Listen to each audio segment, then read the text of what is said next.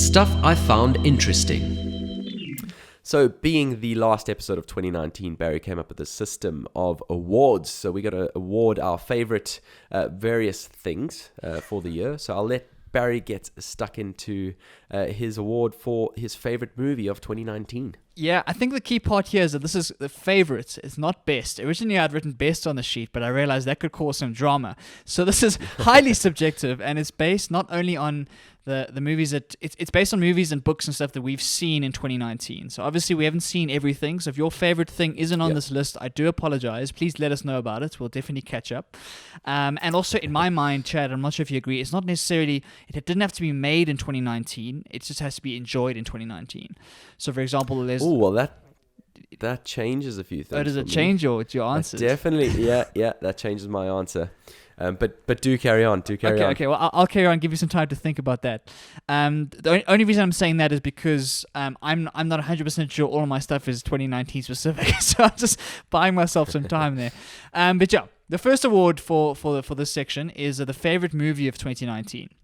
And so I'm going to give my favorite movie of 2019 to Joker, which was a movie that came out towards the end of the year and really kind of caused a huge social discussion around mental illness, around social difficulties, and around violence in our society. And the Joker is obviously a famous villain from superhero lore and is probably one of most people's favorite villains when it comes to this kind of stuff. And this movie kind of dug beneath the villain's mask and looked at his personal life and really showed a more authentic and more, I think, generous view of why the Joker became the Joker. And it's shot incredibly well. Joaquin Phoenix did an amazing job at portraying the character. And for me, it was a spectacular movie that I will remember for a long, long time. So that's my favorite movie for the year. Honorable mentions from my side go to Quentin Tarantino's new movie, Once Upon a Time in Hollywood. A very long, slow movie, as Quentin's some of his movies can be, but really, really well done and really kind of shows a Hollywood of the 1960s that was really fascinating. Another one is Marriage Story, which was on Chad's recommendation, which I really enjoyed. I actually watched that a few days ago. And then Avengers Endgame, which was one of the biggest movies of the year, and I thought it was a masterpiece. So those are my honorable mentions, but my favorite movie of 2019 goes to The Joker. Amazing. I still haven't watched The Joker. Every time I want to go and see it, my fiance just hasn't been in the mood. I think it's off of cinemas now, so I'm going to have to sort of sort myself out on that one, but I definitely need to watch it. So as I said, my results have changed on the back of the parameters that we have now defined. So I'd probably say my favorite movie to watch in 2019, which might come as a bit of a surprise, was actually Bohemian Rhapsody, the story of Queen and, of course, Freddie Mercury, the absolute legend. One of the best vocals of time, in my opinion. I just found it fascinating just to kind of get a look behind the scenes of, what would have been the reality of Queen and how they just changed the world, really. Great acting there as well. Basically, the guy who played Freddie Mercury, coming from Mr. Robot, where he played a pretty odd character. I think he really, really perfectly portrayed the lead singer of Queen, and I really think he portrayed Freddie really well and gave us a glimpse into the things that he was going through. Just a remarkable life and a remarkable man. And then, in terms of my honorable mentions, obviously Marriage Story I thoroughly enjoyed as well. Basically, yesterday or the day before, I watched The Irishman, also on Netflix, a 3.5-hour movie. Wow. Starring De Niro, Al Pacino, and a couple of others. I thought that was a fascinating film to watch as well. And although it was incredibly long, it didn't feel too long for me. Just again, a really interesting glimpse at what life was like, for the mob. This being portrayed as a result of some true stories about a guy who paints houses. Paints houses really just an expression for basically blowing brains onto walls. Pretty terrible, really. Just a really interesting way that was portrayed. I like the sort of parallels drawn between the passage of time, kind of just how the sort of the interview nature of it, but also then crossing back to various stages of his life, and having lost all contact with his daughter. really starting to question those choices, which I thought was quite an interesting one to watch. So shall we move on to music and your favorite artist of 2019? So yes, looking at the music of 2019, we're looking at the artists that we really enjoyed throughout the year. And there's been a lot of amazing music this year, and I think it's been a really good year for music. For me, the artist that really stood out and has become my favorite artist very, very quickly is an Irish singer-songwriter by the name of Dermot Kennedy. Now, Dermot Kennedy has kind of come out of nowhere. He released an EP in 2018, which was a small release, but his first album came out in 2019. And he really is a very soulful singer and guitarist. And what I really enjoy about his music is that it's very genuine and authentic, and the songwriting is fantastic. The lyrics are amazing, but the soul and the rasp in his voice just get into my bones for some reason. And so I've had his album on repeat. I've been annoying all my friends and family by just playing it again and again and again. And so I'm really glad to see he's starting to get into the limelight. I've seen him on Ellen and a few other shows now, so he's starting to get into that space. And hopefully we see a lot of cool new music coming in from him in the future. But as a singer-songwriter, he's become one of my favorites instantly, and probably my favorite of 2019 itself.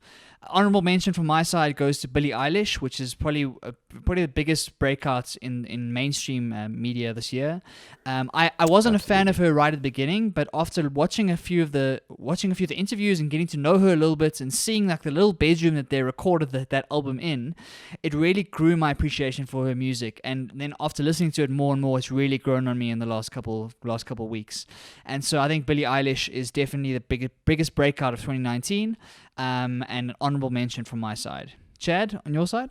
Fantastic. So yeah, I mean, basically when I saw this pop up on the list yesterday, I thought, what better place to look than from where I listen to my music to anyway. So basically, if you've got Spotify, I'm sure you would have seen 2019 Wrapped. It basically summarizes all of your most played stuff of the year. And for me, it was Ed Sheeran, surprisingly. So, obviously Ed Sheeran's been big for some time, but his collaborations album that he released this year definitely hit a note with me, and I thoroughly enjoyed that. I kind of just listened to it on repeat. Certainly in the tail end of the year, I have to agree with you, Billie Eilish, and certainly the sort of single "Everything I Wanted" that was released fairly recently, I can just listen to on repeat. So yeah, absolute banger of a track. And yeah, for me, as you say, I think let's just chat about that for a second. So Billie Eilish and her brother basically produced this album and sort of all the music they've put out together exclusively by themselves in their bedroom. They've got a 2-bedroom house, which is not big at all.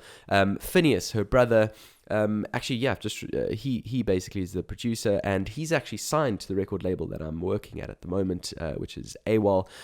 So yeah, I mean, what are your thoughts on that? The power of this decade, like how somebody is able to produce an album that touches radio waves from their bedroom and not on expensive gear. I mean, I looked at the microphone that he used, and it's really not the best of the best. It's really an amazing story, and it really shows how the barriers to entry into the music industry have come down so significantly over the past couple of years. In the past, if you wanted to become a huge pop star, you needed a huge recording contract, you needed a studio to record in, you needed all the fancy gear and the fancy musicians and all that stuff. Whereas right now, as you say, you can sit in your bedroom, as they did, with an average microphone and a computer and create music that then becomes absolutely globally sensational. And so watching that happen is really fantastic. And what it does is it allows talented people who don't have the resources or don't have traditional networks, traditional kind of opportunities to actually compete in the global landscape. All you need is a Spotify account to upload your stuff onto, and if your music is good enough, it can go huge and you can have the kind of success that Billie Eilish and Phineas have had. And so it's really amazing to see, and it really bodes well for the future of music, where everyone has the opportunity to put it out there and kind of let the best music win, regardless of whether you know the record producers, whether you know the studio guys, or any of that kind of stuff. Yeah. And so watching that happen has been really cool. What I found amazing was I watched an interview with Billie Eilish on James Corden, and she was saying that she remembers about a year ago Phineas in that bedroom telling her that he was going to make her the biggest pop star in the world. And if that is true, if you actually said that, it's an amazing quote. If you actually said that, that is incredible. That from kind of visualizing your success, like noticing that Billie Eilish is the talent and he's got the producing chops behind it, and realizing that you've got something special here, that breathy, raspy voice that Billie Eilish has. And being able to spot that and decide, cool, we're going to sit in that bedroom for months at a time, create this album and put it out into the world. And now she's a household name. So that's an amazing story. And I really hope that it's true. I really hope he said that, because that's a movie waiting to happen. Yeah, I mean, that's something that just gives me absolute goosebumps. There's something about this kind of rise to fame for just normal people who have absolutely amazing talents that is just so inspiring. And yeah, definitely gave me goosebumps there. Shall we move on to your favorite book of 2019? I don't have much to contribute here, but let's see what you enjoyed the most. Yeah. So I was looking at my Goodreads for 2019, and I think I've read 23 books this year. I think that's the total by my last estimate. And so my favorite one for the year is a book by one of my favorite authors, Cal Newport, and the book is called Digital Minimalism. And what it talks about is how our cell phones and how our devices have really ingrained themselves in our lives to such an extent that it's kind of harmed our ability to focus and our ability to pay attention to one specific thing. So a lot of, we chatted about my social media detox and a lot about addiction to cell phones and that kind of stuff. And a lot of that thinking comes from this book from Cal Newport. And he kind of puts forward this, what seems a radical strategy of getting rid of most of your social media entirely and focusing on the important things in your life and seeing them for what they are, seeing them as tools to accomplish certain objectives in your life and not as merely things in your life that you have because everyone else has it. So the book kind of says to you, why do you have Facebook? Why do you have Twitter? If there's a specific reason, so if it's to keep up with a certain group of people, if it's to kind of follow news or follow certain things you want to keep up with, make sure that you're only using the tool for those specific use cases. And you don't get sucked into the whole ecosystem where you're on Twitter to find that piece of news, but all of a sudden, 20 minutes later, you found that you've been scrolling and clicking because you got caught up in the addiction cycle that these products actually design. And so I found it a very refreshing take on social media, a refreshing take on why do we have these tools? Why are we using social media? And if you're a little bit more intentional and conscious about the kind of actions and the behaviors you're exhibiting on these platforms, you can save yourself some time, get out of that cycle of scrolling until your eyes bleed, and actually use these platforms for the tremendous power that they have. So I think it's a fantastic book, and I'd recommend it to anybody. That's my book of the year. Honorable mentions from my side go to the Leonardo da Vinci autobiography that I finished by Walter Isaacson. That was incredible. Wasn't written in 2019, but I finished it in 2019, and was an unbelievable book about Leonardo da Vinci. We chatted about him in a previous episode. And then from a fiction perspective, actually the book I mentioned, I think it was last week or maybe 2 weeks ago, Eleanor Oliphant is Completely Fine by Gail Honeyman. A book that I didn't expect to enjoy at all, but it was a absolutely fascinating read and a really, really beautiful story, fantastic writing, and probably my favorite fiction book of the year. Chad? Amazing. Yeah, I mean, I'm quite guilty on this one. So my choice is really by default, as I only actually finished one book this year, which is really not good. There's a couple in progress. I'm about halfway through. I definitely need to, we'll get back to that. So the only book that I did finish was one by Richard Templer, and it's called The Rules of Life. It's got fairly decent reviews, I'd say. It's definitely not a sort of fully coherent book. Every couple of pages is essentially a new rule, and it's basically just a couple of those basic reminders of things that we need to do to enjoy life, to appreciate life, and really just go back to basics. It's one of those books that, there's no radical new ideas, but I think it's a good handbook to have, when going through times of challenge or going through a crossroads or that kind of thing. It splits it up into various elements of our life, kind of our partner, work, personal outlook and keeping healthy and all of that type of stuff. And so for me, it was just a really good basic handbook for general maintenance. So for me, I quite enjoyed it, but as I said, that's only by default because it's the only book I actually finished. So let's move on to your favorite podcast moment of 2019. Ours are both the same here, so you'd have to see it on our bloopers to actually enjoy it. But Barry, talk us through this one. This one hurts. So this was the day, if you remember, guys, where I had to change location because Escom had kind of thrown a spanner in the works, and also Chad has started his new job. So we were filming at like 10 p.m. in the evening. It had been a long day, and so we were both in a bit of a silly mood. And when I was trying to explain the Google CEO, I was trying to pronounce his name, And for some unknown reason, I think it was the fatigue / the craziness of the situation, I couldn't get his name right without laughing. And the moment I started laughing, then Chad started laughing. And we spent the next probably 10 minutes uncontrollably laughing, crying our eyes out, like we could not start speaking again. And we went through that. I think actors call it corpsing, when you just can't stop laughing, and it's so silly and stupid, and no one else would understand. But it was one of the funniest moments, and certainly my favorite moments of 2019. There's something life-giving about laughing until your stomach hurts and tears are flowing down your face, and you just simply can't stop. And that really is, laughter is the best medicine. So that was probably my favorite moments of 2019.